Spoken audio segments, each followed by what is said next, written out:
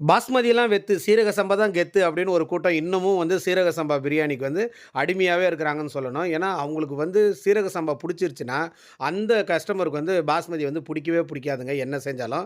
ஆனாலும் இப்ப ட்ரெண்ட்ல பாஸ்மதி இருக்கிறனால தான் நெறைய இடம் பாஸ்மதி பண்ணிட்டுருக்கோம்.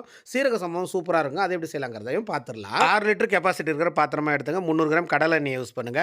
5 கிராம் பட்டை, 2 கிராம் ஏலக்காய், 2 கிராம் கிராம்பு போட்டு ஒரு வதக்கிட்டு, டேபிள் ஸ்பூன்ல 6 ஸ்பூன் தோல் உரிச்ச பூண்ட அரைச்சு ஆட் பண்ணுங்க. அதேபோல அது வதங்குன பின்னாடி 4 ஸ்பூன் தோல் உரிச்ச இஞ்சி ஆட் பண்ணி வதக்குங்க. 2ம் நல்லா வதங்கி எண்ணெய் பிரிஞ்சோனே 3 பெரிய வெங்காயம், 3 பெரிய தக்காளி, ஒரு கைப்பிடி கொத்தமல்லி, புதினா இத ஆட் பண்ணிடுங்க. நல்லா வதங்கட்டும். இப்போ 25 கிராம் கல் உப்பும், 10 கிராம் தனி மிளகாய் தூள், 100 கிராம் தயிரையும் ஆட் பண்ணி நல்லா வதங்க. எண்ணெய் பிரிஞ்ச உடனே 1 கிலோ சிக்கன் இதோட ஆட் பண்ணலாம். வித் ஸ்கின்னும் யூஸ் பண்ணலாம். நல்லா தான் இருக்கும். 1 பங்கு அரிசிக்கு 1/2 பங்கு தண்ணிய சுடு தண்ணியா இந்த மசாலால ஆட் பண்ணலாங்க. ஒரு கொதி வந்தோனே லெமன விட்டுறலாம். லெமன விட்டுட்டு கீழ அடி பிடிக்காம இருக்க ஒரு தவா வச்சுட்டு அது மேல பாத்திரத்த வச்சு செட் பண்ணிடணும். இப்ப இந்த வேலை முடிஞ்சு அடுத்து அரிசிய வடிக்க போலாம்.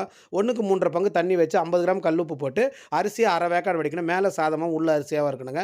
எடுத்து இப்படி அழுத்துனீங்கன்னா உள்ள அரிசியாக தெரியும். அப்படி வடிச்சிட்டு மசாலாவில் கொட்டிங்கன்னா நீங்கள் எந்த தண்ணியும் ஊற்ற வேணாம், அதுவே கரெக்டாக இருக்கும். மசாலாக்கு அது ஈவனாக வருதான்னு பாருங்கள். ஒருவேளை ஈவனாக வரலன்னா வடித்து வச்சிருக்க தண்ணியை லேசாக ஊற்றி அட்ஜஸ்ட் பண்ணிவிட்டு இப்போ மூடியை போட்டுடலாங்க. இது மேலே வந்து 3 கொட்டாங்குச்சை போட்டு கொளுத்தி விடுங்க. ஒரு 25 நிமிஷம் தம்மில் வச்சு எடுத்திங்கன்னா அட்டகாசமான சீரக சம்பா வடி பிரியாணி ரெடி ஆகிடும். எல்லோரும் கண்டிப்பாக ட்ரை பண்ணி பாருங்கள். சூடான பிரியாணியோட சில்லுன்னு தயிர் பச்சை வச்சு சாப்பிட்டா சொர்க்கமாக இருக்கும். ட்ரை பண்ணிவிட்டு எப்படி இருந்துச்சுங்கிறத கமெண்ட்ஸில் சொல்லுங்கள். தேங்க்யூ ஸோ மச் ஃபார் வாட்சிங். நெக்ஸ்ட் வீடியோவில் பார்க்கலாம்.